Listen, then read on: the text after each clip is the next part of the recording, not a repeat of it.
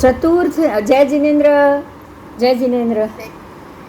आज हम चतुर्थ पंख प्रभा नामक पृथ्वी, नरक पृथ्वी की बात करेंगे, जो उसका गोत्र है अंजना।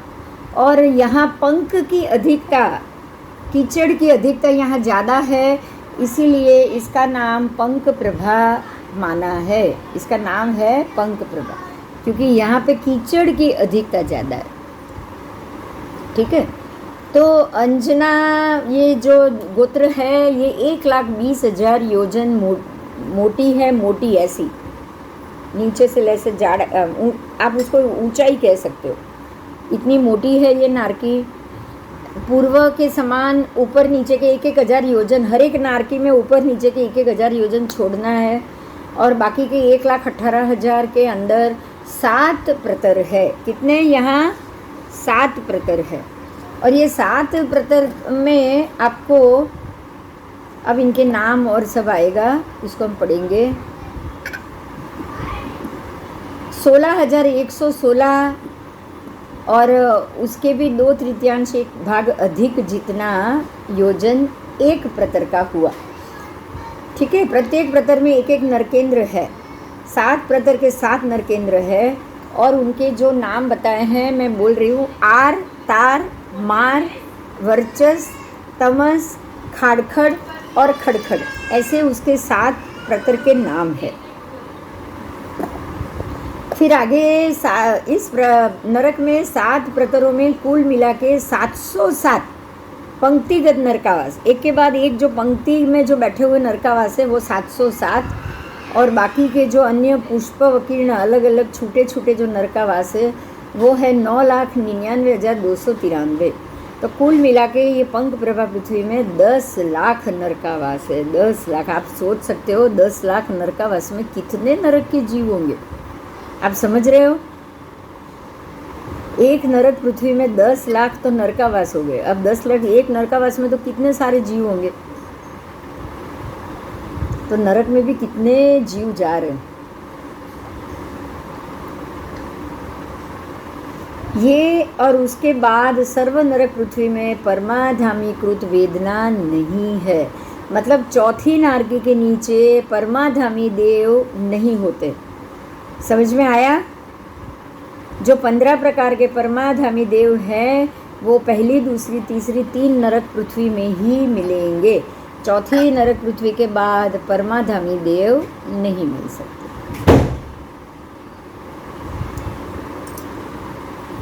यहाँ पे क्षेत्र वेदना, परस्पर कृत वेदना और इस प्रकार के 2 ही वेदना है। क्षेत्र वेदना मतलब क्षेत्र जो पंख वाला, कादव वाला क्षेत्र है, उसी के कारण जीवों को वेदना मिले। और दूसरा जो परस्पर वेदना, एक नरक का जीव दूसरे नरक के जीव के शरीर को इसके ऊपर चढ़ेगा उतरेगा तो उसके शरीर का छेदन भेदन करता है। और इस प्रकार से नारकी के जीव को हमेशा कंटिन्यू पीड़ा मिलती रहती। ये वेदना पूर्व की वेदना से अनंत गुण है। यहाँ परमाधामी नहीं है, लेकिन आपको यहाँ ये ध्यान देना है कि जो परमाधामी वेदना करते हैं ना, उससे भी यहाँ पीड़ा अनंत गुण है। समझ में आया?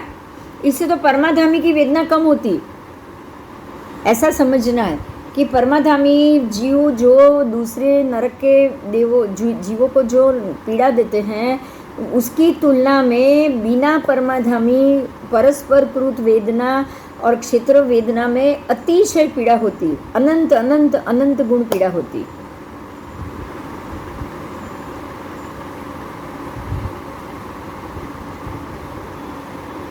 ये वेदना पूर्व की वेदना से इसलिए अनंत गुण होती है। और वह भी नीचे से नीचे जाए तो वैसे वैसे अनुक्रम से और तीव्र तीव्र तीव्र, क्योंकि अब इसके नीचे तो परमाधामी जाएंगे ही नहीं।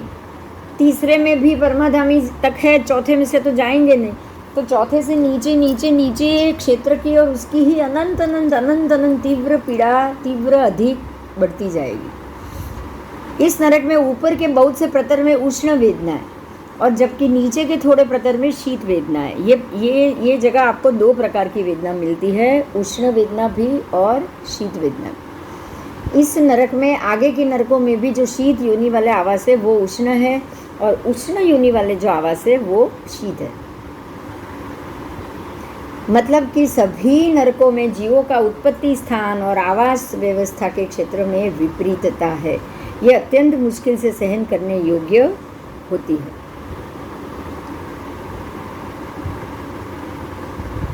इस नरक के नारकी का देह जगन्य से 125 हाथ और उत्कृष्ट से 250 हाथ होता है। आप समझ में आया? देह भी कितना बड़ा है, समझ में आया? 125 हाथ मतलब आपने इतने 125 हाथ, एक हाथ है वो 125 हाथ, तो कितना लंबा हो गया शरीर। और उत्कृष्ट से 250 हाथ चौथी नरक में, मतलब कितना बड़ा शरीर है। अब इतना बड़ा शरीर, जितना बड़ा शरीर उतना ही बड़ा क्षेत्र को रोकेगा, जमीन को भी उतना ही ज्यादा रोकेगा ना। हाँ, तो हर एक जमीन के कोने से, हर एक क्षेत्र के कोने कोने से, शरीर के हर कोने में पीड़ा होगी कि नहीं होगी?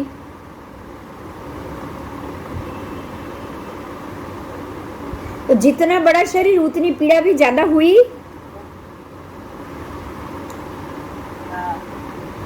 इनका आयुष्य जगन्य से 7 सागरोपम, उत्कृष्ट 10, 7 सागरोपम और 10 सागरोपम तक तो इनको जिंदा रहना। इस नरक की पृथ्वी के नारकी को नील लेश्या होती है। इनका अवधि ज्ञान और विभंग ज्ञान का क्षेत्र उत्कृष्ट से 2.5 कोस और जगन्य से 2 कोस तक होता है। वो 2.5 कोस और 2 कोस तक वो देख सकते हैं। और खास तो नील लेश्या है, कृष्ण नील, जो दूसरे प्रकार की कनिष्ठ लेश्या है। यहाँ पे तो नील लेश्या के साथ सम्यक दर्शन अगर आया भी हो और जीव बाद में भी ये नरकी में आया हो, ऐसा भी हो सकता है, ऐसा भी हो सकता है। यहाँ जीव सम्यक दर्शन को वमन करके आ सकता है।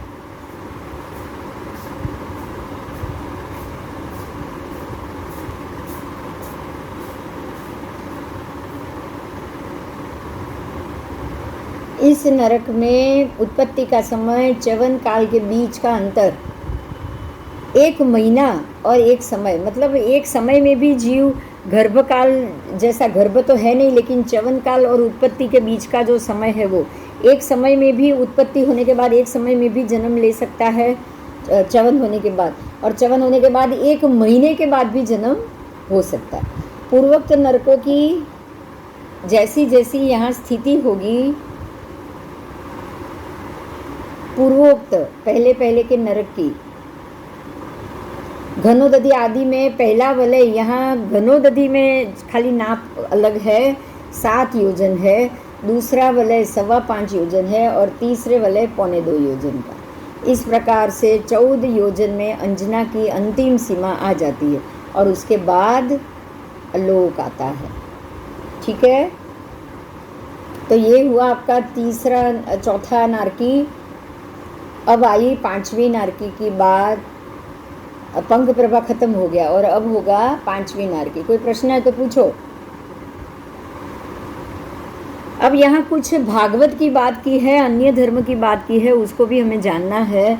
श्रीमद् भागवत में नरकों की संख्या 28 बताई है और इन 21 नरकों के अलग अलग नाम बताए हैं। तामिस्त्र, अंध तामिस्त्र, रौरव, महारौरव, कुंभीपा, कालसूत्र, असीपत्र वन, सुकरमुख, अंधकूप, कृमि भोजन, संदेश, तप्त सूर्मी, वज्रकंठ, शाल्मली, वैतरणी, पुयोद, प्राणरोध, विषसन, लालाभक्ष, सारमेयादन, अविची, अयपान, और इन 21 नरकों के अतिरिक्त 7 नरक और है।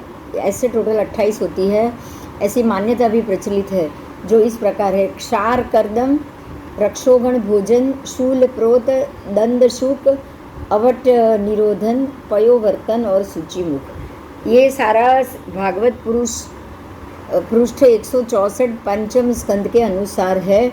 और हमारे में जो नारकी की जो व्यवस्था बताई है वो क्षेत्रलोक प्रकाश सर्ग 214 में 202 से लेकर 233 तक की गाथा है। देखो यहाँ आपको एक भेद मिला, मेरी बात थोड़ी ध्यान से सुनिएगा। जैन धर्म ने जो नारकी के 7 भेद बताए हैं, इन्होंने भी 7 भेद तो बताए, लेकिन इन्होंने 21 और बताए। समझ में आ रहा है ये? और नाम भी सब अलग अलग। नाम भी सब अलग। हमारी जो 7 नारकी उसमें से एक भी नाम यहाँ पे मिला आपको? नहीं मिला। तो आपको अब यहाँ ये समझ में आएगा कि जब सिमिलैरिटी थोड़ी भी होती तो हम ये समझ सकते कि चलो ज़्यादा फर्क नहीं है, थोड़ा सा ही फर्क है, लेकिन यहाँ तो बिल्कुल अलग फर्क हो रहा है। क्लियर हो रहा है ये? हाँ, तो हम लोग अगर ये सारे धर्म की बात मान के चलेंगे तो क्या ये सही होगा? नहीं होगा। थोड़ी सी भी क्लैरिटी एक दूसरे के साथ मैच नहीं हो रही है, थोड़ी सी भी कहीं भी मैच हो तो हम समझ सकते हैं कि भाई कहीं कहने सुनने में थोड़ा सा भेद आ गया हो, लेकिन कहाँ 7 नरक, कहाँ 28 नरक, कितना फर्क आ गया? क्या ये किसी भी एंगल से आपको राइट लग रहा है?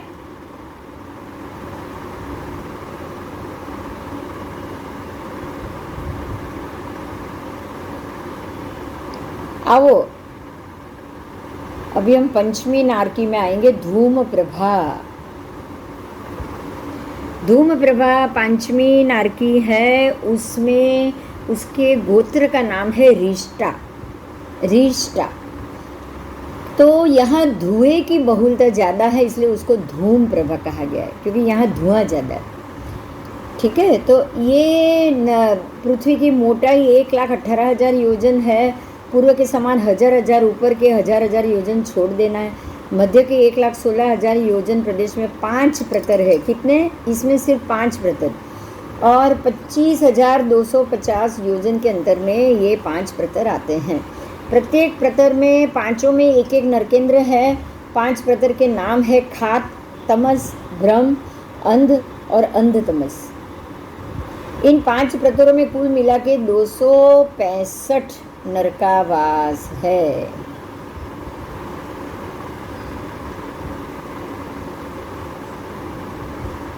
अब आपको यहाँ देखो, ये सारे नाम जो मिले ना, तमस, अंधतमस, अंध, ये सारे नाम देखो उससे मिल रहा है। देखो आगे के पेज में आओ, तामिस्त्र, अंधतामस, अंधकूप, और यही नाम आपको यहाँ मिले, तमस, तामिस्त्र तमस एक ही बात है, अंधकार, और अंध और अंधतमस मिला। तो हमारे जो नारकी के अंदर के प्रतर है ना, इनको भी इन लोगों ने प्रत्येक नारकी की तरह गिन लिया।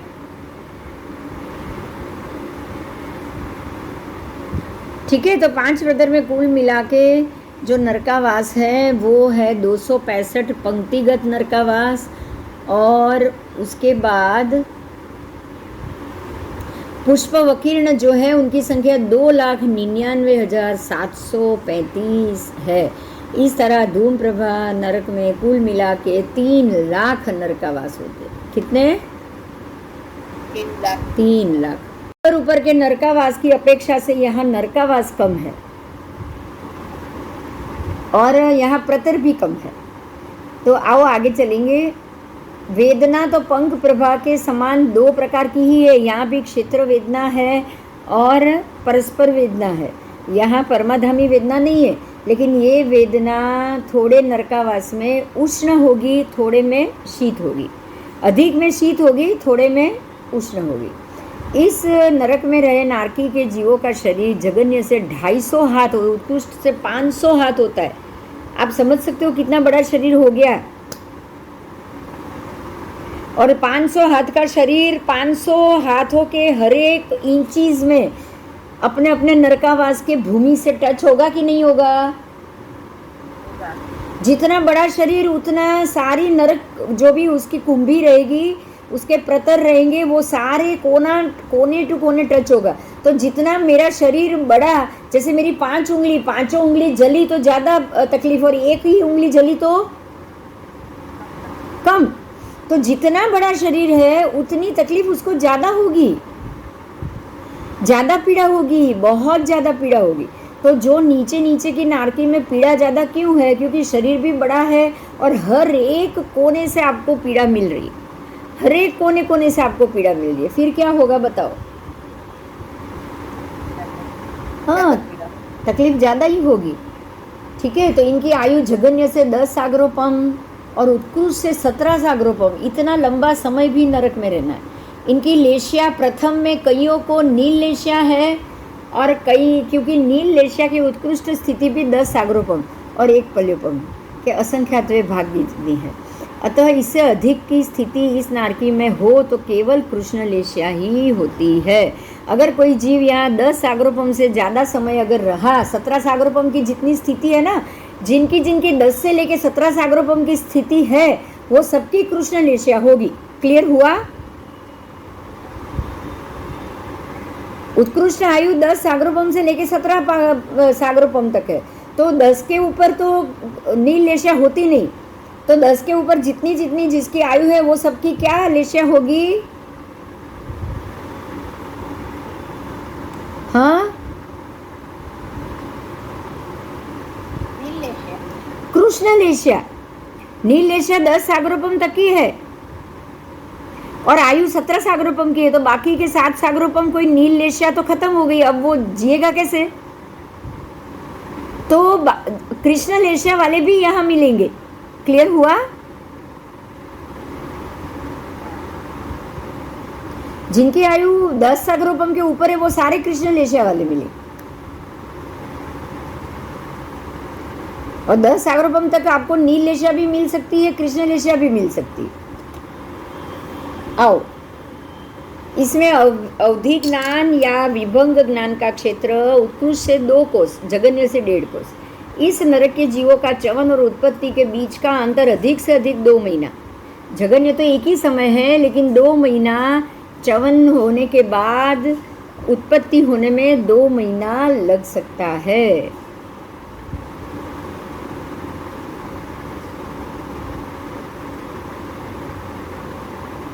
अब तो आपको लग रहा है कि ये गर्भकाल है।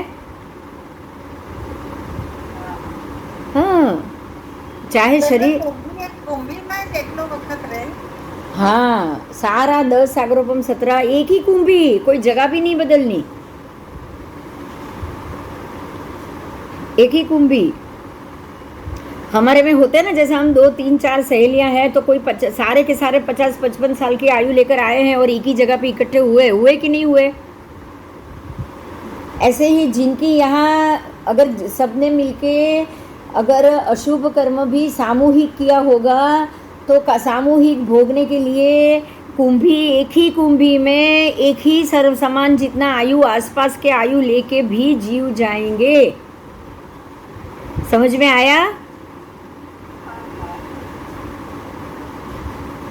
समझ में आया? इसीलिए सामूहिक पाप में कभी भी अपना योगदान मूक सम्मति से भी नहीं होना चाहिए।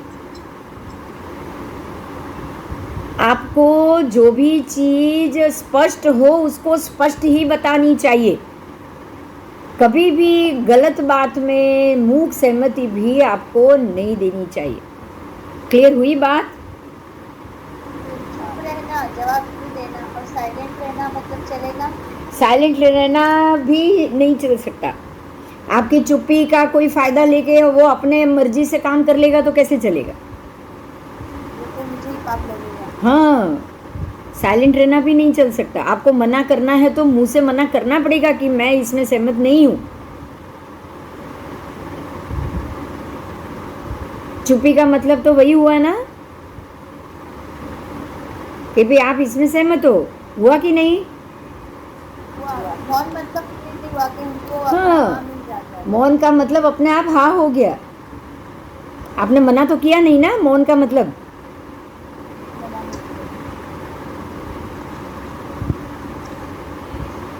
चलो, प्रथम वलय का विषकुंभ 7.1 योजन, दूसरे वलय का 5.5 योजन, तीसरे वलय का 5/6 योजन, ऐसे घनोदधि आदि के 3 वलय यहाँ भी मिलेंगे, क्योंकि घनोदधि के जो 3 वलय हैं उसमें थोड़ा सा चेंज आपको मिलेगा, बराबर। बाकी 14 इसमें धूम प्रभा की ये सीमा पूर्ण होती है और उसके बाद साइड से, चारों तरफ से साइड से आलोक शुरू हो जाएगा। साइड में तो आलोक आना ही आना है, ऊपर नीचे अवकाशांतर है और लोक है, साइड में तो आलोक आ जाएगा ना तुरंत। हाँ, तो ये साइड की बात बताई है जहाँ से आलोक शुरू होता है। तो इस प्रकार से धूम प्रभा नरक हुई। बौद्ध परंपरा के जातक वट्ट कथा नामक ग्रंथ अनुसार 8 नरक है। बौद्ध में भी 8 नरक बताई है। उसके नाम है संजीव, कालसुप्त, संघात, जाल रौरव, धूम रौरव, महाअवीची, तपन और पतापन। ये भी अपने किसी से नाम नहीं मिलते। हो सकते हैं अंदर के कोई ना कोई प्रतर का नाम मिल रहा हो। अपने में तो इतने साथ ज़्यादा प्रतर है कि क्या इसको सच मानेंगे।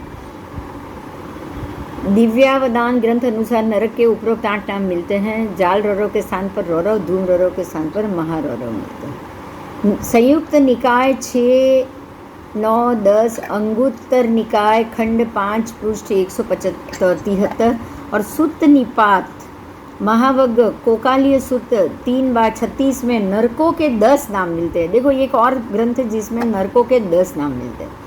नाम है अवूद, निर्वूद, अवब, अटट, अहह, कुमुद, सौगंधिक, उत्पल, पुंडरिक और पदूम। ठीक है, तो ये भी कोई नरका के नाम हमारे नरक के गोत्र या नाम से कहीं से भी नहीं मिल रहे। सर्वात सिद्धि और त्रिलोकपन्नति, राजवार्तिक और क्षेत्रलोक प्रकाश में परमात्मा ने जो जो बताया है वो सारे नरक का वर्णन है। समझ में आया? पंचमी धूम प्रभा नारकी। अब आगे जाएं? हाँ, ठीक है, आगे जाते हैं। चलो, कोई प्रश्न है तो पूछ लो। बंद करना है बता देना। आपको कोई प्रतिक्रमण या कुछ करना है या पानी का 24 का टाइम आए तो ठीक है। प्रतिक्रमण की छुट्टी है। हाँ, नहीं, आपको जब भी बंद करना है मुझे बता देना जरा। हाँ, आओ। छठी नरक का नाम है मघा। मघा का नाम है मघा और माघवती। मघा छठी नरक, 7वीं नरक है माघवती, और ये दोनों इसके गोत्र के नाम है। और यहाँ उसके जो नरक का नाम है बिल्कुल अंधेरा यहाँ है, इसलिए उसका नाम है तमस। तमह प्रभा। प्रभा का मतलब अंधकार, जिसमें अंधकार ही प्रकाश हो, प्रभा हो, इसलिए उसका नाम तमह प्रभा है। और यहाँ अंधकार है और बाद में जो सप्तमी आई उसमें गाढ़ अंधकार है, इसलिए उसको तमस तम प्रभा कहा गया। ठीक है, यहाँ भी आपको घना अंधकार ही मिलेगा। इस नरक की मोटाई 1,16,000, ऊपर नीचे के 1,000 योजन छोड़ के 1,14,000 में 3 प्रतर है। सिर्फ 3 प्रतर है छठी नरक में। इतनी 1,14,000 एरिया में भी 3 प्रतर है, क्योंकि यहाँ की कुंभी बहुत बड़ी बड़ी है। यहाँ के आपको जो भी नारकी के जो वास है, नरकावास है, बहुत बड़े बड़े हैं, क्योंकि एक एक नारकी का शरीर ही ज़्यादा बड़ा बड़ा है। शरीर बड़ा है तो उनकी कुंभी या उनका जो नरकावास, जो रहने की जिस जगह है, वो ज़्यादा बड़ी होगी कि नहीं होगी? बताओ। होगी ही होगी। तो इसीलिए यहाँ ये जो प्रतर जो बताए हैं, 3 प्रतर एक दूसरे के बीच में 52,500 योजन का अंतर है। और ये 3 प्रतर में हीम, वार्दल और लल्लक नाम के 3 नरकेंद्र। 3 प्रतर है तो 3 ही नरकेंद्र मिलेंगे। तीनों प्रतर वाली इस नरक में कुल 63 पंक्तिगत नरकावास, पंक्तिबद्ध, और 99,932 पुष्पवकीर्ण अलग अलग छोटे छोटे नरकावास। कुल मिला के 99,995, 1 लाख में 5 कम ऐसे ही नरकावास हुए। अब यहाँ भी 2 प्रकार की वेदना, जैसा आपने पहले जानी वैसी ही। एक है क्षेत्रकृत वेदना, दूसरी है परस्परकृत वेदना। ये क्षेत्र वेदना यहाँ शीतल ही है, दूसरी परस्परकृत वेदना जो प्रहरण मतलब शस्त्र बिना, क्योंकि मघा और माघवती नरक जीव में शस्त्र बनाने की शक्ति नहीं है। ये जीव अपने शरीर को शस्त्र जैसा तीक्ष्ण नहीं बना सकते, क्योंकि इनका ये भव स्वभाव है, इसलिए इनके पास शस्त्र नहीं। ये वज्र के मुख वाले कुंथु का रूप करके एक दूसरे के शरीर में प्रवेश करके पीड़ा करते। समझ में आया? कुंथुआ कैसा होता है? कुंथुआ कैसा होता है? हम आप कुंथुओं के सोचो, लेकिन इतना छोटा नहीं, बड़ा शरीर वाला कुंथुआ। कंथवा है ना, कुंथुआ का मतलब कंथवा। समझ में आ रहा है? एकदम झीना झीना हो। हाँ, अब वो जैसे कुंथुआ है, वो अपना आगे का जो मुख है वो वज्र जैसा बना देगा। वज्र मतलब एकदम तलवार जैसा। और वो तलवार वो दूसरे के शरीर में घुसाएगा, कैसी पीड़ा होगी बोलो? बहुत ज्यादा। एक दूसरे के शरीर में कुंथुए बनके वो ही जीव एक दूसरे को पीड़ा देते। परस्पर वेदना है यहाँ पे। कुंथुआ जैसा उनका चेहरा है, कुंथुए में आगे से पॉइंटेड होता है, और वही कुंथुआ पॉइंटेड जो वज्र का है उसको जैसे कीली, आप कील मान लो, लोहे की कील, और वही कील वो एक दूसरे के शरीर में घुसाएंगे और खून भी निकलेगा, रिसेगा, शरीर भी कटेगा, फटेगा, सब होगा। तो जाहिर है कि ऐसी कील जैसे शरीर से, वज्र जैसे उनके चेहरे से एक दूसरे में वो पीड़ा देते हैं, गहरा प्रवेश करेंगे शरीर के अंदर।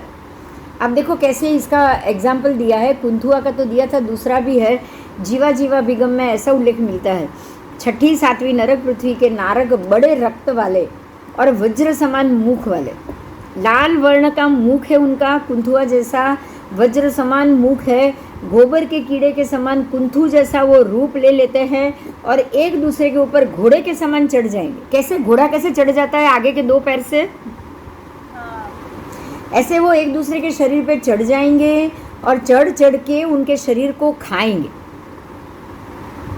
गन्ने के कीड़े के समान खाते खाते अंदर प्रवेश करते जाएंगे, शरीर के अंदर प्रवेश खाते खाते उनका शरीर खाते जाएंगे और शरीर के अंदर प्रवेश करते जाएंगे।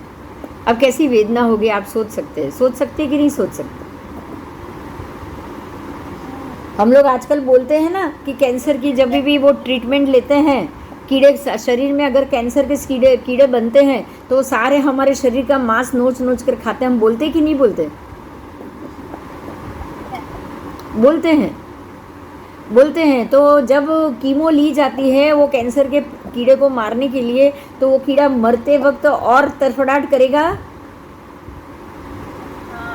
तो मरते मरते भी आपके शरीर को और कोतर करेगा, अंदर वो अपनी पीड़ा से छटपटाहट करेगा, तो आपके शरीर को कितनी पीड़ा होगी आप समझ सकते हो? बहुत ज़्यादा। हाँ, ऐसी ही पीड़ा ये 6ठी और 7वीं नरक के जीव रोज भोगते हैं। तभी तो हम बोलते हैं कि जब भी जिनको भी ऐसी कीमो ट्रीटमेंट या ये ट्रीटमेंट लेनी पड़ी ना, तो बिल्कुल नरक के जैसी पीड़ा मिलती है। हम बोलते हैं ना ऐसे, ये जीवित नरक देखने को मिल रही है ऐसा। अब ये नारकी के 6ठी नारकी के जीवों का शरीर 500 हाथ और 1000 हाथ प्रमाण, आप समझ सकते हो कितना बड़ा शरीर है एक का। और ऐसे शरीर में एक शरीर दूसरे शरीर में जाके ऐसे घोचेगा तो क्या होगा? और वो भी कितने साल तक? 17 सागरोपम, 17 से लेके 22 सागरोपम। इसलिए इनकी कृष्ण लेशिया ही होती है और पूर्व की लेशिया से तीव्रतर कक्षा में ही ये रहती है। ये कभी भी 6ठी नारकी वाले जीव कृष्ण लेशिया वाले ही मिलेंगे।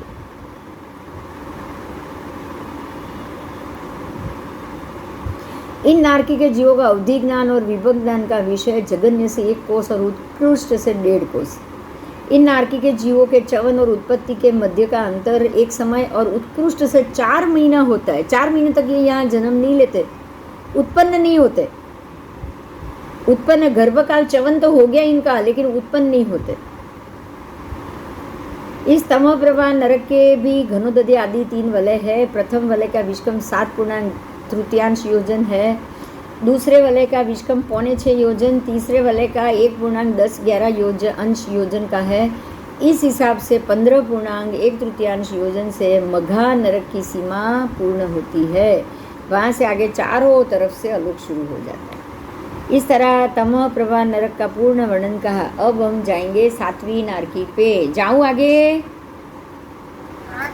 चलो। वैदिक परंपरा के योग दर्शन व्यास भाष्य अनुसार नरक के 7 नाम निर्दिष्ट है। देखो अभी वैदिक में 7 नाम बताए हैं। महाकाल, अम्बरीश, रौरव, महारौरव, कालसूत्र, अंधतमिस्त्र और अविची। योग दर्शन भाष्य व्यास भाष्य की टीका में इन नरकों के अतिरिक्त कुंभीपाक आदि उप नरकों का भी वर्णन है। वाचस्पति ने उनकी संख्या अनेक लिखी है, पर भाष्य वार्तिककार ने उनकी संख्या अनंत लिखी है। योग दर्शन व्यास भाष्य विभूतिपाद 26 से ये लिया गया है। सर्वात सी तिलोक पन्नति राजवार्तिक क्षेत्रलोक प्रकाश में के श्लोक नंबर 262 से 282 में ये सारा वर्णन आपको मिलेगा। आओ अभी ये तमह तम प्रभा नारकी को देखो, पिक्चर दिख रहा है आपको? हाँ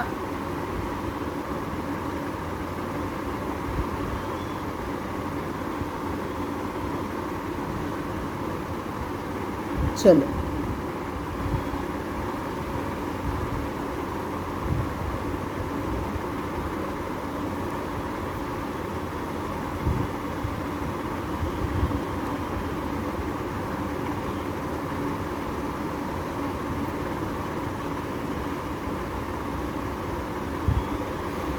बहुत सारे पेज घूम गए। छठी नारकी में तो कुछ खास नहीं दिखाया है आपको पिक्चर में। देखिए ये छठी नारकी है, छठी नारकी का प्रवेश द्वार। लेकिन 7वीं नारकी में देखो आपको बहुत सारा अलग अलग ये बताया गया है। दिख रहा है आपको? वो नाम है 7वीं नरक के प्रतरों का, उसमें महारौरव, अप्रतिष्ठान, काल, रौरव, महाकाल, ऐसे ऐसे उसके जो प्रतर के अलग अलग नाम है।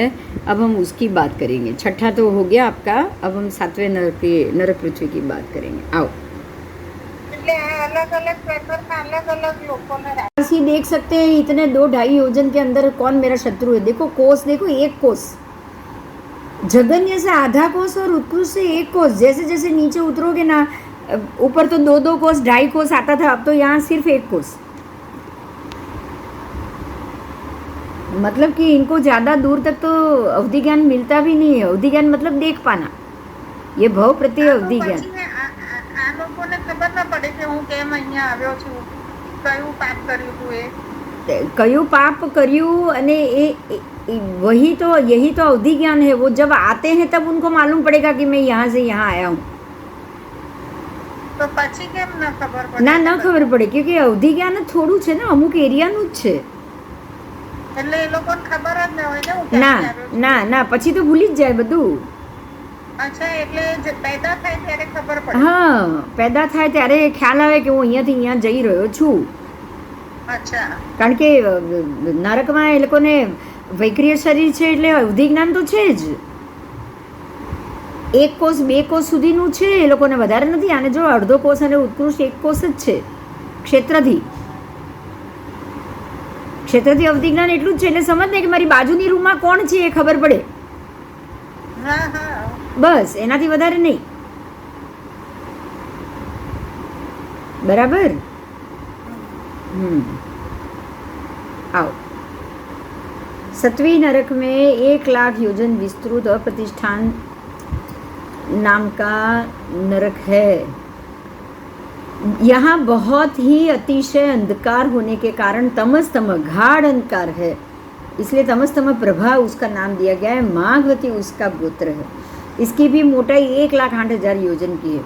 उसमें नीचे और ऊपर समान रूप के 52,500 योजन दोनों तरफ छोड़ के मध्य में एक ही 3,000 योजन ऊंचा प्रतर, मध्य में एक ही प्रतर 3,000 योजन ऊंचा।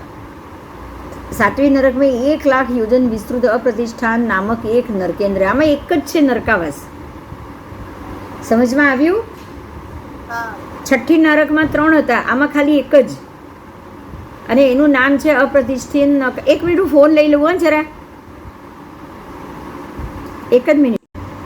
चलो, तो ये जो अप्रतिष्ठान नरकावास है वो सिर्फ एक प्रतर है, सिर्फ एक प्रतर, और वो 1 लाख योजन विस्तृत, मतलब हमारा जम्बू द्वीप जितना है। समझ में आया?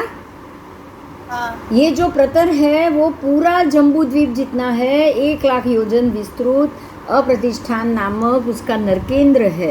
ये नरक में भी पूर्व के समान चारों दिशाओं में एक एक नरकावास। नरकेंद्र एक ही है और चारों तरफ 4 नरकावास, और ये बहुत ही भयंकर है। चारों दिशा में रहे नरकावासों की लंबाई, चौड़ाई, घेरावा असंख्य योजन का है, असंख्य योजन। चारों दिशाओं में जो 4 नरकावास है उनका नाम है काल। पूर्व में है वो काल, पश्चिम में है वो महाकाल, उत्तर में है वो महारौरव, दक्षिण में है वो रौरव।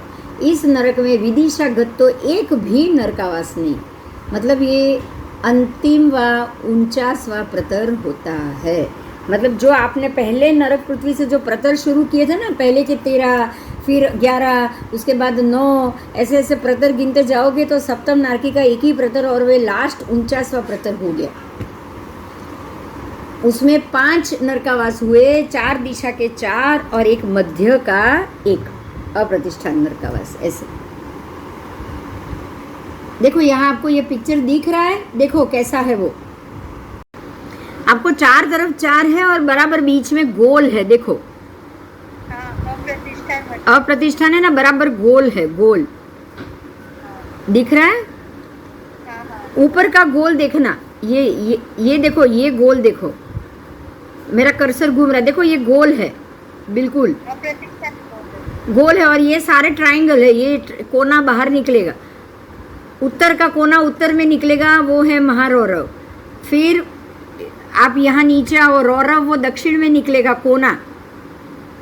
फिर ये पूर्व वाला कोना है, वो पूर्व में एक कोना निकलेगा, और पश्चिम वाला कोना है वो पश्चिम में एक कोना निकलेगा। ठीक है, ठीक है। तो इस तरह से ये और नारकों की उत्पत्ति देखो कितनी नीचे हो रही है। देखो ये जो सफेद एरिया है ना, उसी में नारक उत्पन्न होंगे। तो ऊपर नीचे पूरा इतना घना एरिया खाली पड़ा हुआ है, नरक के जीव ये सफेद वाले एरिया में उत्पन्न होंगे। यहाँ अंदर कोई सफेद वफेद नहीं है, लेकिन ये जो लिखा है ना उसके लिए मैं बोल रही हूँ। सप्तम नारकी में ऊर्ध्व अधो दोनों स्थानों में 52,000 योजन पृथ्वी छोड़ के बाकी के 3,000 योजन में एक ही प्रतर है ત્યાં, और वहाँ 5 नरकावास है, बराबर एक बीच में है और 4 दिशा में एक एक है। केंद्र में है वो बाहर से गोल है, और फरते फरते दिशा में चारों में जो 4 आवास है वो त्रिकोणाकार में। मध्यवर्ती नरकावास 1 लाख योजन है, जो बीच वाला है वो 1 लाख योजन, बराबर जम्बू द्वीप जितना, जम्बू के ही माप का नीचे। क्लियर हुआ? हाँ। और ये बाकी तो आगे जाएंगे, आगे आगे तक जितना लंबा होगा वो। और ये असंख्य योजन है, मतलब जो हमारा जो आपको ये पता है तिर्यक लोग असंख्य योजन है कि नहीं लंबाई चौड़ाई में है। तो तिर्यक लोग जितना तो ये हो ही गया, अलोक तक तो ये नरकावास हो गया। हाँ, हो गया। यहाँ भी अलोक आएगा ना एंड में, यहाँ भी अलोक आएगा, सब जगह आलोक को तो वो छुएगा ही। हाँ ठीक है। प्रत्येक में उत्पत्ति स्थान असंख्य है, असंख्य असंख्य। आओ आओ, ये नरकावास की पंक्ति, इसी में देखो कैसे पंक्तिबद्ध है, देखो दिख रहा है। हाँ। देखो यहाँ सारे नरक के जीव है, ये सब नरक के जीव है। और ये 1,000 योजन 1,000 योजन ऊपर नीचे का एरिया छोड़ा हुआ है, बीच का 1,000, मतलब ये 3,000 योजन ऊंचा है। ये एक एक जो नरकावास की जो पंक्तिबद्ध नरकावास है वो 1,000 योजन 3,000 योजन ऊंचा। उसमें से ऊपर के 1,000 छोड़ो, नीचे के 1,000 छोड़ो, बीच के 1,000 में ही ये जीव रहेंगे। और प्रतर की लंबाई पौड़ाई, ये पूरा प्रतर जो है वो 1 रज्जू प्रमाण है। कितना? 1 रज्जू। એટલે એ લોકોની લંબાઈ પ્રમાણે પહોંચવું જોઈએ ને। हाँ, तो अब यहाँ देखो 3,000 योजन, जो ये जो प्रतर है 3,000 योजन, 1,000 योजन का नीचे का भाग ये कलर, फिर 1,000 योजन बीच में नरक की उत्पत्ति नारकियों की, ऊपर का 1,000 योजन का घन भाग, नीचे का भी घन भाग, ये भी घन भाग है, ये भी घन भाग है, पर ये पोला है, ये भाग पोला है क्योंकि यहाँ पे नरक जीवों की उत्पत्ति हो रही है। ये चित्र एक प्रतरवर्ती रहे नरकावासो जब उसके सामने खड़े रहकर दूर से देखे ऐसा लगता है, ऐसे ये बनाया गया है। चित्र के मध्य भाग में इंद्रक नरकावास, उसके फिरते दिशा के 4 और विदिशा के 4, प्रारंभ के 8 पंक्तिबद्ध आवास बताए गए। उसके बाद पंक्तिगत रहे त्रिकोण, बाद में चौखूण, फिर गोल, ऐसे सन्निविष्ट आवास बताए गए। पंक्तिबद्ध आवास की प्रधानता होने के कारण पुष्प वकीर्ण दिखाए नहीं है। नीचे के भाग में दोनों बाजू विशेष समझ के लिए पूर्ण नरकावास का ख्याल देने वाला चित्र बताया है। ये जो सफ़ेद भाग है वो है बीच का नरकावास, और बाकी सारे ऊपर नीचे घना भाग 1,000 छोड़ के बराबर बीच में नारकियों की स्थिति है। दिशा विदिशा में स्थित नरकावास की ये पंक्ति है। आओ, क्लियर हुआ? हाँ। आओ, अब यहाँ भी जो सप्तम में जो आपको समझ लेना है, सप्तम के नरकवासियों के डिटेल में जो सप्तम नारकी थी उसमें भी लेशिया आप जानोगे, कृष्ण लेशिया ये तय है, उसमें कोई दिक्कत कोई दूसरी बात नहीं आएगी। ठीक है। अब दुष्कर्मों से वश होके अलग अलग नारकी के जीवों को अलग अलग प्रकार की परमाधामीकृत वेदना सहन करनी पड़ती है। वो कैसी होती है, चलो हम आगे के प्रकरण में देखते हैं। परमाधामी वेदना जो पहली दूसरी तीसरी नरक में परमाधामी वेदना कैसी होगी। तपे हुए लोहे की पुतली का आलिंगन करना पड़ता है। वो लोग क्या करेंगे, एक लोहे की पुतली को गर्म करेंगे और नरक के जीव को बोलेंगे कि जाओ उसको जाके भेटो। गर्म किए हुए शीशे को पिलाते हैं, लोहे के घनादी का मार खाना, कांटे में शालमली वृक्ष पर बिठाते हैं, चोट लगती है, उसके ऊपर क्षार मतलब नमक अथवा गरम गरम तेल डालते हैं, वैतरणी नदी में डुबाते हैं, मुर्गा आदि के समान युद्ध कराते हैं, तलवार की घाट वाले वृक्षों में प्रवेश करा देते, जैसे ऐसे वृक्ष होते हैं जिसकी धार तलवार की होती है, उसके अंदर प्रवेश कराते हैं, कुंभी में पकवाते हैं, इत्यादि वेदनाओं को परमाधामी देवों के द्वारा सहन कराते हैं। कहा भी जाता है कि परमाधामी देव नरकी के जीवों के कान काट देते हैं, आंखें उखाड़ देते हैं, हाथ पैर फाड़ देते हैं, छाती जला देते हैं, नाक काट लेते हैं, कढ़ाई में तेल में तलते हैं, तीक्ष्ण त्रिशूल से छेदन भेदन करते हैं और अग्निमुख भयंकर जानवरों को भक्ष्य रूप में दे देते हैं। परमाधामी देवों नारकी के जीवों को यम की कुल्हाड़ी से भी अधिक तीक्ष्ण धार वाली तलवार से छेदन करते हैं। वे रुदन करते रहते हैं, भक्षण में तत्पर विषधर बिच्छुओं से घेर लेते हैं। दोनों हाथ तलवार से छेदन करके फिर उनको करवट से काटते हैं, उनको शीशा पिला के शरीर जला देते हैं, कुंभी में भूसों में पकाते हैं। ये नरक के जीव चिल्लाते रहते हैं, फिर भी उनको जाज्वल्यमान खदीर की अग्नि ज्वालाओं से सेकते हैं, जलते आग के समान वज्र के भवन में उत्पन्न होते हैं। वही विकृत हाथ मुंह वाले वे दीन स्वर में रुदन करते रहते हैं, फिर भी उनको जलाया जाता है। ये दीनहीन जीव चारों तरफ देखते हैं परंतु इनको कोई सहायता या रक्षण नहीं मिलता। ये सारे परमाधामी देव कर रहे हैं। पहले दूसरी तीसरी नारकी की बात हो रही है। हाँ, ये तीक्ष्ण तलवार द्वारा, तेजस्वी भालों से, विषम कुल्हाड़ी से, चक्र परशु त्रिशूल मुदगर बाण बास हथौड़े से उनके तालू और मस्तक का चूर्ण बना देते हैं। हाथ कान नाक होठ को छेदन करते हो, हृदय पेट और आंखें आंतों का भेदन करते हैं। इस तरह से दुख को भोगते हुए कर्म से पतित बने दीन नरक जीव पृथ्वी पर लौटते रहते हैं, मतलब जमीन पे वो इधर उधर छटपटाते हैं। इन नारकी जीवों को जब परमाधामी देव कुंभी में पकाते तब वे 500 योजन ऊंचाई पे उछलते हैं, वहाँ से वापस वो जमीन पे गिरते हैं। तो उनका वज्रतुल्य चांच वाले वैक्रिय पक्षी छेदन भेदन करते हैं तब, और वैक्रिय व्याघ्र आदि हिंसक जीव इनका विनाश कर दिए। ये सारे वैक्रिय रूप वाले हैं, मतलब परमाधामी देवों ही ऐसे ऐसे वैक्रिय रूप लेके उनको उनके शरीर को छेदन भेदन कराते हैं। इस तरह सामान्य से परमाधामीकृत वेदना बताई। 15 प्रकार के परमाधामियों का स्वतंत्र स्वभाव कैसा होता है, कैसी वेदना है, उसको हम आगे जानेंगे। समझ में आया कुछ? ये सामान्य परमाधामी देव ऐसे वेदना करते हैं। अब परमाधामी भी 15 प्रकार के, तो 15 प्रकार के परमाधामी देव कैसे कैसे पीड़ा करेंगे वो देखेंगे। महापुराण, सर्वार्थ सिद्ध, भगवती आराधना, राजवार्तिक, क्षेत्रलोक प्रकाश में ये सारी बातें बताई गई है। 15 प्रकार के परमाधामी नरक के जीवों को परस्पर लड़ाई कराने और दुख की उदीर्णा कराने का काम क्यों करते हैं, बोलो। अब परमाधामी ने ऐसा क्या कर्म किया है जो नारकी के जीवों को पीड़ा देनी? समझ में आ रही है ये बात? हाँ,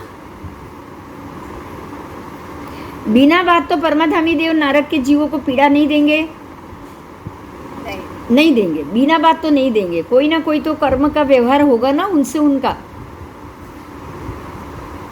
ऐसे ही ये परमाधामी देव बन गए, नरक में गए और नारकी के जीवों को मारने लगेंगे, ऐसे तो होता नहीं ना ये सब।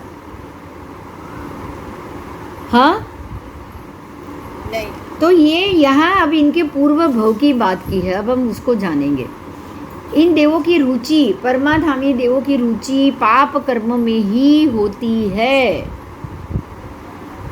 ये असुर गति की अपेक्षा से देव है, ध्यान दीजिएगा, ये असुर गति की अपेक्षा से देव है और इनके अन्य देवों की भांति मनोज्ञ विषय आदि भी विद्यमान है। इनके पास और भी विद्यमान विषय है, लेकिन फिर भी उनको वो विषय में इतनी रुचि नहीं होती जितनी कि वो अशुभ कार्य को करने में होती है। समझ में आया? ये भी परमाधामी देव है, असुर कुमार जैसे ही भवनपति देव है, जैसे वैसे ही ये देव है, लेकिन इनका दिमाग देव गति के जो भोग उपभोग है वो भोगने में नहीं लगता है। इनका दिमाग ऐसे ही ये नरक के जीवों को पीड़ा देने में इनकी रुचि ज़्यादा है। कारण क्या?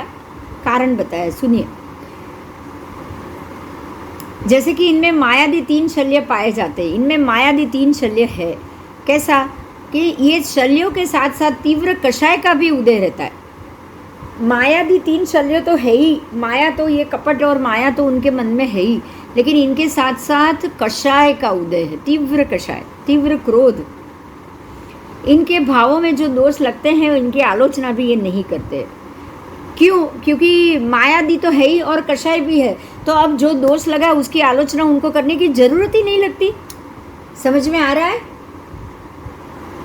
हाँ। मैंने गलत किया है ऐसी उनको माया ही है, ये मायादी दोष है कि मैंने गलत किया ही नहीं, मैंने जो किया है सही किया। तो सही आपको लगे कि आपने सही किया है तो अब आप आलोचना करोगे क्या? नहीं करोगे, आलोचना तो आप करोगे ही नहीं। इसीलिए आलोचना रहित भाव दोष के कारण आलोचना ये करते नहीं है। पूर्व जन्म में उन्होंने ऐसा वैसा करने का यत्न भी नहीं किया, ना पहले आलोचना की ना अभी आलोचना करने, और पूर्व भव में जो आसुरी गति का जो बंद कर दिया, असुर की गति में जाने का बंद कर दिया, उस हिसाब से ये यहाँ जीवित हो जाते हैं, यहाँ ये देव गति में वो जन्म ले लेते हैं। और आलोचना रहित भाव दोष के कारण ये विचारशील भी नहीं है, इनमें विवेक तक नहीं कि अशुभ कार्य है और ये करने जैसा नहीं है। समझ में आ रहा है? हाँ। उनमें ये विवेक ही नहीं है कि ये काम शुभ नहीं है और ये करने जैसा नहीं है। उनको तो यही लग रहा है कि अरे ये पूर्व जन्म में अशुभ बंद किया है, क्रोध का बंद किया है, माया कपट का बंद किया है, मारो पकड़ो और अपना काम निकलवा लो, खुश रहो। ये जीव मरने के ही लायक है, ये सजा के ही लायक है, इसके शरीर का ये तो शरीर के काटने के ही लायक है। ऐसा ही उनकी सोच होती है और ये सोच में उनको कहीं से भी गलत नहीं दिख रहा है। यही कारण है कि वो अपने किए हुए का कर्मों की आलोचना तक नहीं करते, और आलोचना नहीं करेंगे तो कर्म तो बंद होगा ही होगा। जिस पुण्य कर्म का इन्होंने पूर्व जन्म में बंद किया है वह अकुशल अनुबंधी है। अकुशल मतलब जो पुण्य भी बांधा है ना वो भी कुशल नहीं है, वो भी कुशल नहीं है, वो भी अकुशल है, मतलब वो भी बिल्कुल अशुभ है। उनका पूर्वबद्ध कर्म और उसके अनुसार उनका स्वभाव ऐसा होता है कि दूसरों को लड़ता, मरता, पीटता, दुखी होता देखकर उनको आनंद आता है। अब दूसरों को लड़ाना, मारना, पीटना क्या कुशल है? बताओ। नहीं। तो ये अकुशल बंदी हो गया अपने आप, अनुबंधी। हाँ। मतलब अगर 2 लोग लड़ रहे हैं, नहीं लड़ रहे हैं तो भी दोनों के हाथ में तलवार दे देना, दोनों को एक दूसरे के ऊपर पटकना, एक के हाथों से दूसरे को मरवाना, इनमें मजा आता है इनको, अति आनंद आता है। हाँ, आतंकवादी, हाँ आतंकवादी जैसा कि भाई यहाँ बॉम्ब फोड़ो, इनका नाम लो, इनका नाम जूठा ले लो और दोनों को लड़ाओ, मरने दो। इसलिए वे नरक के नारकी के जीवों को असह्य और अत्यंत दुख पीड़ा देते रहते हैं। समझ में आया? हाँ। अब यहाँ एक प्रश्न है, दूसरा प्रश्न है। ये प्रश्न क्या है? ये परमाधामी जीवगण भव्य ही होते हैं एवं मिथ्यात्व अवस्था के धारक होते हैं तथा अपने क्रूर परिणामों के कारण श्री तीर्थंकर परमात्मा के जन्म कल्याणक आदि रूप जन्माभिषेक आदि कार्यक्रमों में ये कभी नहीं आते। नरक के नारकी जीव इतने अधिकतर असह्य दुखों को कैसे सहन कर लेते हैं और यंत्र पीड़न आदि समान दुखों से इनका शरीर विशीर्ण क्यों नहीं होता, और यदि हो जाता तो शरीर के विशीर्ण होने पर इनकी मृत्यु क्यों नहीं होती? इनका जवाब दिया है, ध्यान से सुनोगे। अनेक प्रकार के तीव्र और अमनोज्ञ दुखों को निरंतर भोगते हुए भी उन नरक के जीवों का असमय में मरण कभी नहीं होता। ध्यान देना है, नारकी के जीव की मृत्यु निश्चित है। इनकी हमारे जैसी आयु नहीं है कि शरीर कट गया, 100 टुकड़े हो गए तो भी ये मर गए, अब ये जिंदा नहीं हो सकते, ऐसा नहीं होता। इनके शरीर के 1000 से भी ज़्यादा टुकड़े हो जाए तो भी वो सारा टुकड़ा वापस इकट्ठा हो जाएगा, वापस जुड़ जाएगा, वापस उनका शरीर एक हो जाएगा। इनका शरीर पारा जैसा है। पारा के आप बीच बीच में से छुरी से काटो काटो काटो, हजारों करोड़ों टुकड़े करो, फिर भी आप वो तुरंत एक कुछ ही समय में जॉइंट होके एक वापस हो जाएगा। क्योंकि उनके आयुष्य जब तक आयुष्य की स्थिति खत्म नहीं होगी उनका शरीर वापस बनता रहेगा। समझ में आ रहा है? एक प्रश्न है। हाँ, सभी नारकी के जीव पारे जैसे होते हैं? सभी नरक के जीव वैक्रिय शरीर पारे जैसा ही होता है, सभी का। सब मतलब एक जीव का जो पारा है वो दूसरे जीव के पारे के साथ मिक्स नहीं होता? नहीं, मिक्स नहीं होगा। अच्छा, उसका ही पारा जैसे ही उसके 2 टुकड़े हुए वापस खींच के इकट्ठे हो जाएंगे, एक का दूसरे में नहीं जाता है। ठीक है?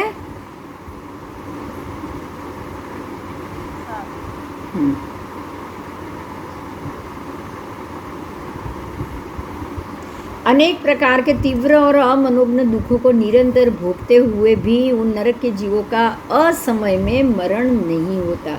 वे इन दुखों से अति घबराकर मरना भी चाहते हैं, क्योंकि हर रोज मरना चाहेगी ना, रोज शरीर कटेगा तो हम सोचते हैं ना, ज़्यादा पीड़ा हो तो हम बोलते हैं ना इससे तो अच्छा है मर जाओ, जिंदा ही नहीं रहना। हम बोलते कि नहीं बोलते? जब हम सोचते हैं अपने ये शरीर की पीड़ा के ऊपर, तो नरक के जीव भी रोज सोचेंगे ना। मगर निकाचित कर्म है आयु का उनका, तो जितनी नीच आयुष्य कर्म की स्थिति होगी वो जब तक पूरी नहीं होगी तब तक उनका मरण नहीं हो सकता। अतः उनको आयु पर्यंत यही दुख निरंतर भोगना ही पड़ता है। अवश्य भोग्य कर्म के वश में पड़कर वे उक्त दुखों को भोगते ही भोगते हैं, और उस कर्म के निमित्त से ही उनका शरीर पारे के जैसे यंत्र पीड़ा नादिक दुखों और उपघातों से विशीर्ण होकर भी तत्काल ज्यों का त्यों मिल जाता है, अपने आप जुड़ जाता है। समझ में आया?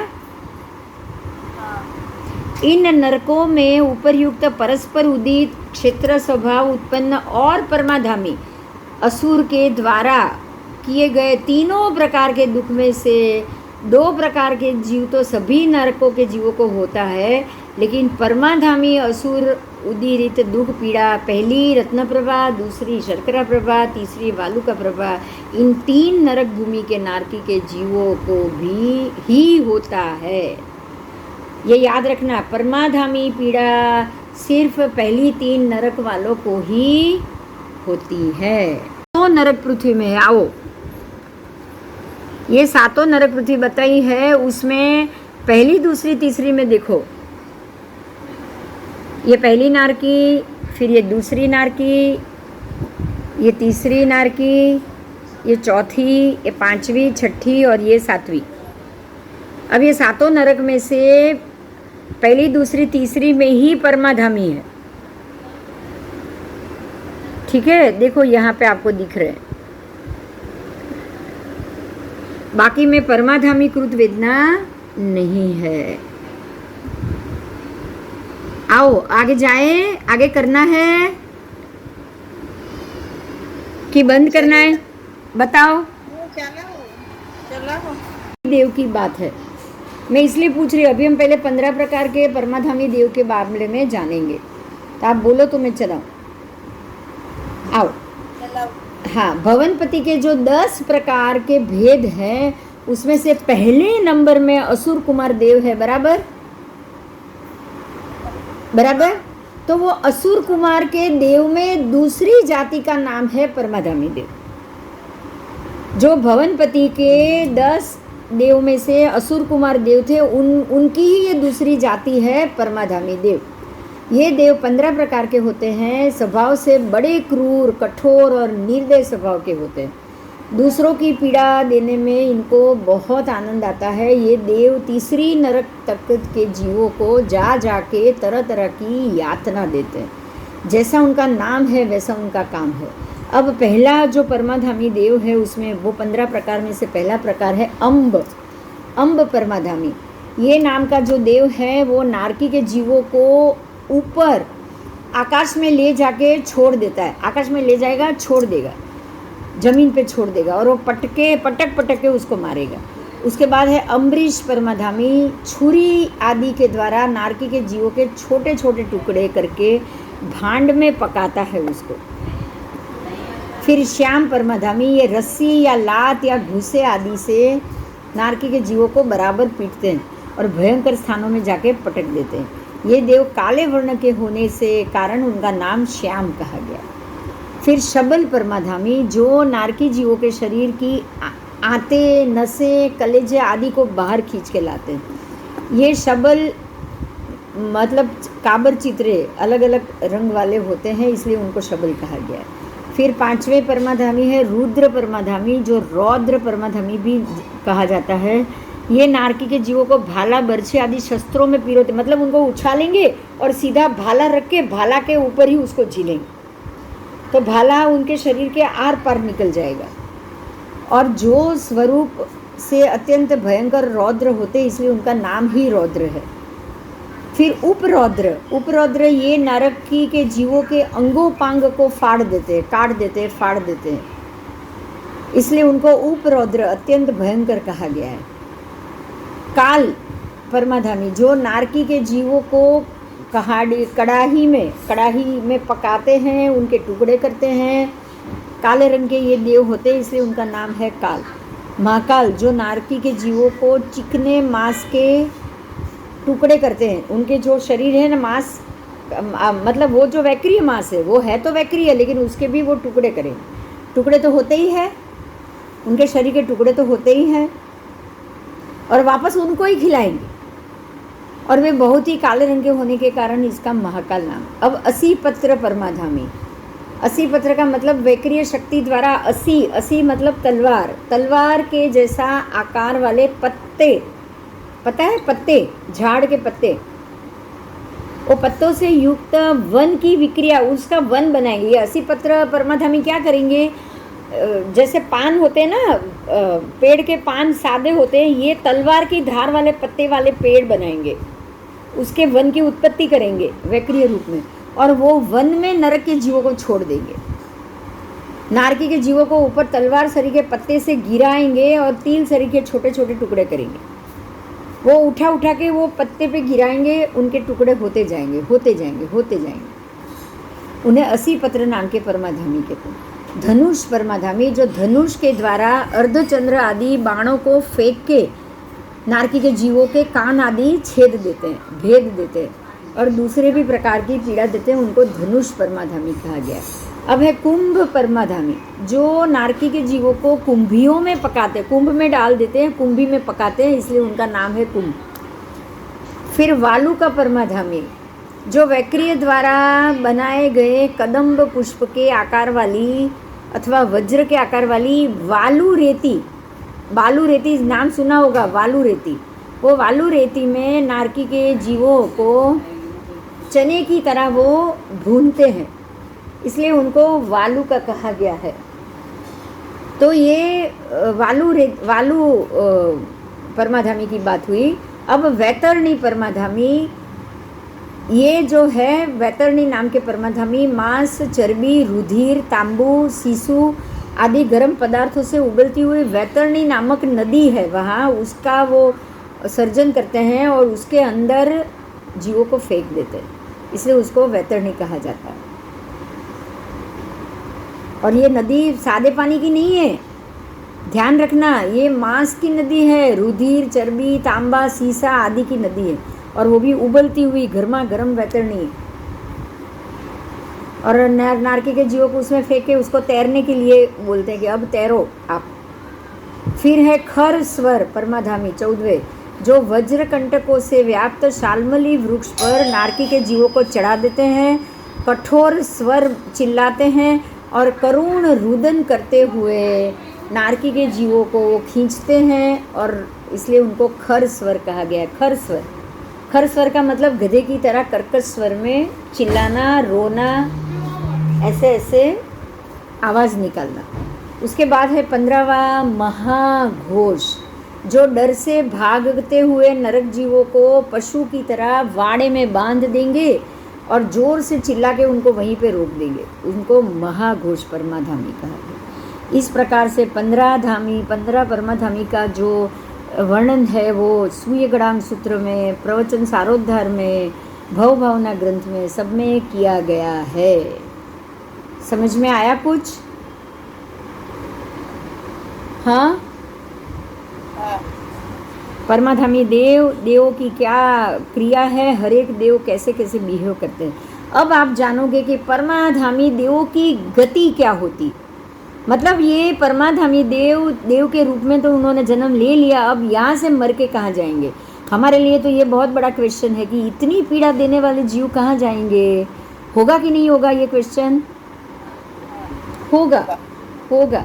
तो ये 15 परमाधामी देवगण 1 से लेके 3 नारकों को अपनी मस्ती के खातिर, मौज के खातिर दुख देके स्वयं अनंत पाप कर्मों को संचित करके अत्यंत दुख में मृत्यु पाम के अंडगौलिक के रूप में जन्म लेते हैं। और ये परमाधामी देव मर के अंडगौलिक रूप में उत्पन्न होके वो कैसे पकड़े जाते हैं, ये सारा वर्णन महानिषिद्ध ग्रंथ में बताया गया है।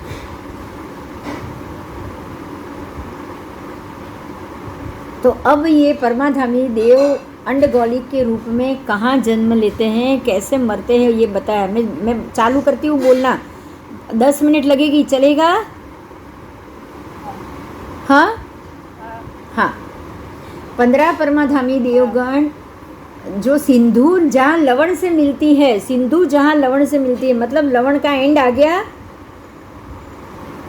सिंधु नदी जहाँ लवण समुद्र से मिलेगी, उस स्थान के दक्षिण की ओर 55 योजन दूर जम्बू द्वीप की वेदिका से 12.5 योजन दूर एक भयानक संतापदायक स्थल है। देखो ध्यान दो, जम्बू द्वीप खत्म हो गया है, वहाँ से 55 योजन दूर जम्बू की जो वेदिका है ना, वहाँ से 55 योजन दूर वेदिका से 12.5 योजन दूर एक भयानक संतापदायक स्थल है। वेदिका से 12.5 योजन और जहाँ सिंधु लवण से मिलती है वहाँ से 55 योजन दूर। क्लियर हुआ? पहले ये बोलो। हाँ, वहाँ पे एक संतापदायक स्थल है, वहाँ 3.5 योजन समुद्र की गहराई है। कितनी योजन ऊंडी है? यहाँ समुद्र सिर्फ 3.5 योजन ही ऊंडा है, उससे ज़्यादा नहीं।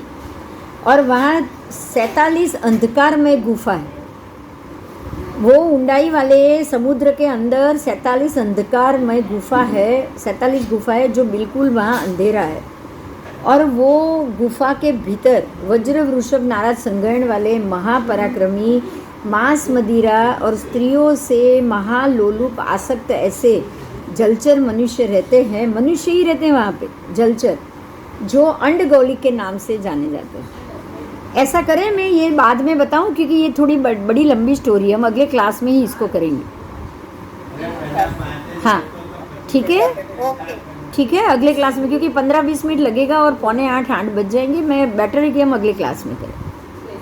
यहाँ तो स्टोरी पहले आ ही गई। हाँ आ गई है, लेकिन फिर भी बताना लाइन से ज़रूरी है। तो हम अगले क्लास में इसकी जरूर देखो, जगह नहीं आई थी, अंडरगोली की स्टोरी आई थी, लेकिन जगह आई थी। हाँ, तो बहुत सारी चीज़ आपको यहाँ कुछ नई जानने को मिलेगी। ठीक है, तो हम इसको अगले क्लास में परसों ही चर्चा करेंगे। चलो, जय जिनेंद्र, जय जी।